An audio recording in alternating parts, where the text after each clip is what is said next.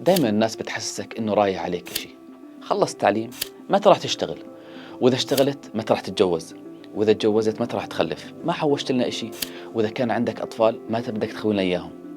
ما هو إنه الواحد بيكون راضي جدا عن المرحلة اللي هو فيها وعن حياته الحالية، وأكيد في أشياء ثانية في باله، لكن هو صابر وكل شيء بوقته حلو زي ما كل الناس بتتمنى، لكن هو مستنيها بصبر ورضا بهالدنيا اللي هو مبسوط فيها.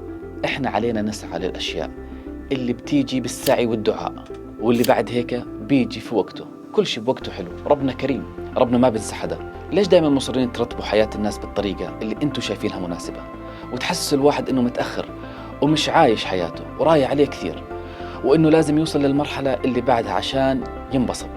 ما هو مبسوط يا أخي، ليش تخلوه يشك في حاله؟ المفروض كل واحد يهتم بحياته ويديرها زي ما هو بحب، ويترك باقي الناس بحالها وترتب حياتها وتنبسط فيها. البشر ما سلم منها لا طويل ولا قصير، ناس موتة ولا سلمت من حلقها.